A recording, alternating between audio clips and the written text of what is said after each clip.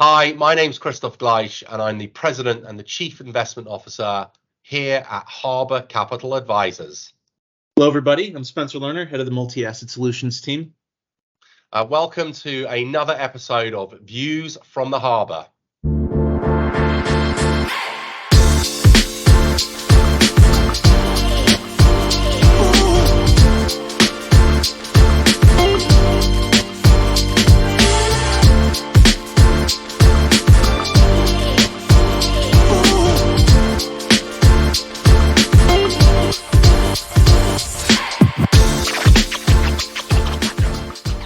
So we're recording this episode in the middle of February. Good to see you, Spenser. I hope you're well.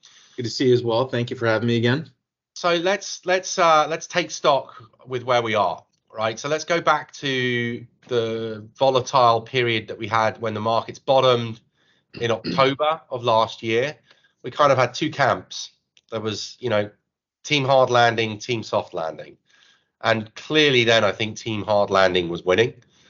Markets were selling off. They were very volatile. Interest rates were extremely volatile. They were going up at unprecedented rates.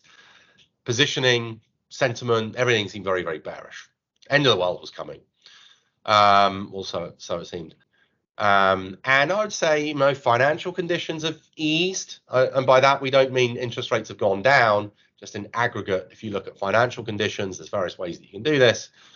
They've definitely eased. So sentiment has eased, financial conditions have eased, and I think the economy is probably doing better than most people thought now than it would have been then. Unemployment data is still, at lows of 50 years. The last non-farm payrolls came in with a blowout number of, more than 500,000. Retail sales are holding in. You're beginning to see some of the corporate CEOs from the banks like Goldman begin to say, maybe there's going to be a soft landing after all. What's going on? Yeah, there are a lot of things going on. Some of which is expected and is in line with how prior cycles play out post yield curve inversion and pre-recession, and some of which is very nuanced and specific to what's going on right now in this particular cycle. So let me just kind of filter through how things have played out. And I thought you did a great job kind of summarizing the what feels like a rapid change. Yeah. And significantly in the last 6 weeks, a large change in sentiment. So let's just kind of play back what we've had since December. So first, we started to have realized inflation begin to decelerate and start to miss expectations. And that started occurring in Q4. And just going from beating consensus expectations to missing consensus expectations has a large psychological impact on the market, because you start to feel more comfortable that you're at peak inflation, and you start to feel comfortable that inflation's not going to keep accelerating higher, and you don't know where it's going to go to. So that was kind of the initial, favorable development relative to prior, and I believe that started happening in October. Mm-hmm. And the key driver of that was goods disinflation, which has become goods deflation since November, for the exception of the January print. So if you have goods deflating, it's really hard to have inflation remain at 9% plus headline when goods are actually delivering a negative, month over month pricing growth rate.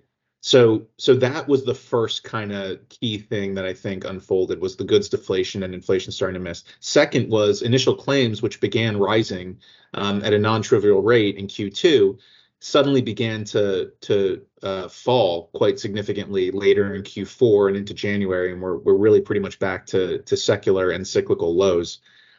So I think that's gotten people more comfortable with the idea that a recession is not imminent or right around the corner.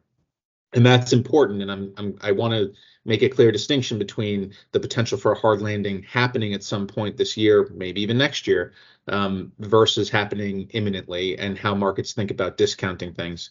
So initial claims starting to fall got market participants comfortable that a recession is unlikely to happen right away. And that's been our view, by the way. We thought it would be in the second half of this year, that would be the likely timing. Thirdly, in early January, there are some very significant AHE, average hourly earning revisions to wages over the preceding 3 months. So everyone thought wages were growing in the 5 to 6% range, and then suddenly we get these average hourly earning downward revisions that showed that wages in the U.S. were actually growing closer to 4%, which is pretty darn close to what the Fed wants, 3.5%, which puts you in line with a 2% underlying inflation trend rate. So all of a sudden, wages seem like, wait a minute, they're pretty darn close to what the Fed wants, and that was very unexpected, and that was just sort of like a data fluke that we got these significant revisions. So you've got the goods disinflation. That's the transitory bit, I suppose, that Powell was probably talking about a year and a half ago. That's kind of come through. The employment market has held in more strongly. So this initial claims spiking up seems like a head fake because that came down. And at the same time, surprisingly, you've got in wage inflation moderating and actually revisions saying, actually, it wasn't as bad as we thought. It wasn't 5 to 6. It was like 4 to 5. That sounds like a soft landing, no? It definitely, I would say that it increases those odds. Yeah. I think that's definitely fair to say. And then when you add on top of that, the last press conference that we had with Powell, I mean, he was just exceptionally dovish, and he did not push back on the amount of financial conditions easing that we've seen in the last, 4 months. And that really kind of, our view is that was a pretty significant obstacle to risk responding favorably and sort of melting up, as they call it, because you've kind of removed the Fed to some extent as a headwind by pushing back on that.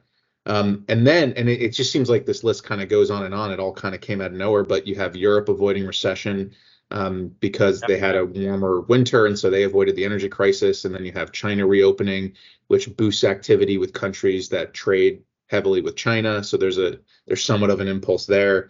And the financial conditions easing that came from that actually feeds into reaccelerating growth as well. And so it becomes reflexive in that way. And so it seems like there's this growth reacceleration going on right now as a result of all of these things, coupled with a general trend of disinflation that we've been seeing, which means the Fed is probably pretty close to terminal. Now, if I could just kind of go on the other side, however, because that's not the whole story. That is the narrative that's playing out and what's driving markets. But so just to overstate, like team soft landings kind of winning again at the moment, right? It's sort of the pendulum swung pretty far. So what is happening as you kind of look out from here forward? As investors, we've got to remember we're forward looking, forward thinking. It doesn't really matter what happened in the last few months. Like it's what's happening in the future that's important. So what's your assessment? So our assessment always was that the two most likely scenarios in terms of how all this transpires are, one, the amount of tightening that the Fed has done would be sufficient to create a rise in the unemployment rate and thus a recession, and you'd sort of get that hard landing. Or two, the amount of tightening they've done is not sufficient to bring about that outcome, and therefore they'd have to tighten more, and it just delays the inevitable hard landing. That kind of has always been the assumption that we've been living under. Now, in order for that second scenario to play out, you need the unemployment rate to rise as the driver of what brings wages down. And that's why the Fed would keep tightening. What we're starting to see now is maybe it's possible that wages can come down without the unemployment rate rising. It's completely unprecedented historically, but wages have been coming down and the unemployment rate hasn't been rising. So I admit that improves the odds of a soft landing. And so, we need to take that into account when we think about how we're positioned in our portfolio.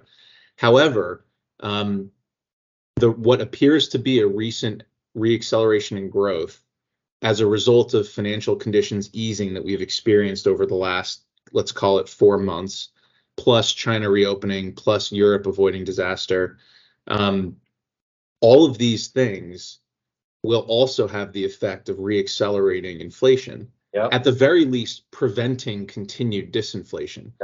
And we actually saw that in the January CPI report, where goods inflation actually ticked up and was positive month over month for the first time since November, and that was very much unexpected.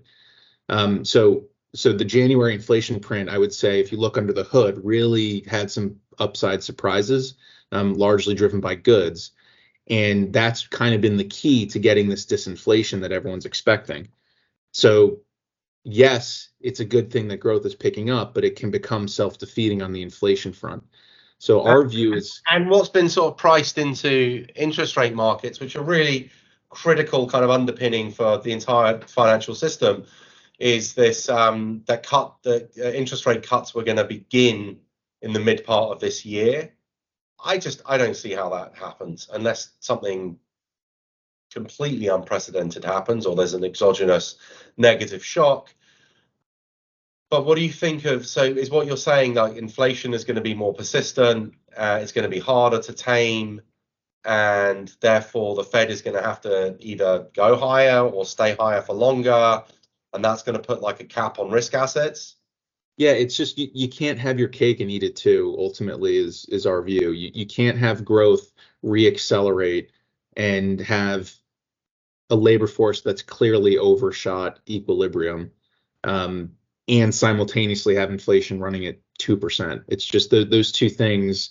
It's extremely unlikely that they can coexist. So it has to be one or the other.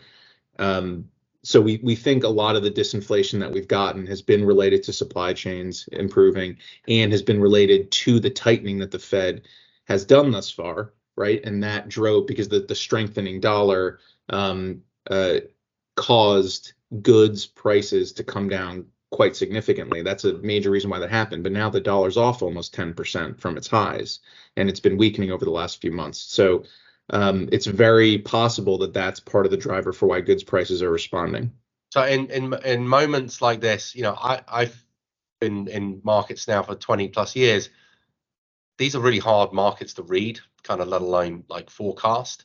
So forecast insight, I think, in this market is probably quite low, and humility should be high. How do you position against that kind of backdrop, a portfolio? Yeah, it's especially difficult because there are all these data issues that seem to be a result of post-COVID related idiosyncrasies. It seems like there are these seasonality issues we've been dealing with the last few years, where December data looks terrible and January data looks great. Yeah. And so that seems to be what's happening here again. So it's hard to know if we really are reaccelerating as much as the data suggests, or if it's seasonality issues. We also recently had the cost of living Social Security adjustment that was paid out in January, and that boosted incomes. So that could be driving some of this January bump, and that wouldn't be kind of a sustainable driver of growth. So that there's a lot of things going on. What we think would be required to kind of end this melt up or this rally that we've started to see in the last 6 months are, you either need to see the labor market begin to crack, which our research suggests is an unlikely thing to occur until the second half of this year. So you have a runway there. The second would be the Fed pushing back in a very hawkish way, sort of like a repeat of the Jackson Hole Powell speech. You need that to really get markets to be concerned. And it's possible that you get that, but certainly more recently, the Fed's been very comfortable with how inflation reports have been coming in. And thirdly, you would need kind of like a rate shock, where I know we just had one in 2022, but if inflation reaccelerates here and the Fed has to go to 6% terminal, and the 10-year rises another 75 basis points, I think that would qualify as kind of a rate shock that you could see markets kind of sell off on that again. But barring those three things, there's a reason that leading indicators are called that. They lead: housing, construction spending, various measures of NFIB and things like that. Those all suggest there's going to be a problem later this year, but concurrent data is still strong. Got it. All right, Spencer. Thank you. And I hope you enjoyed that latest episode of Views from the Harbour, and have a great day. Thank you so much.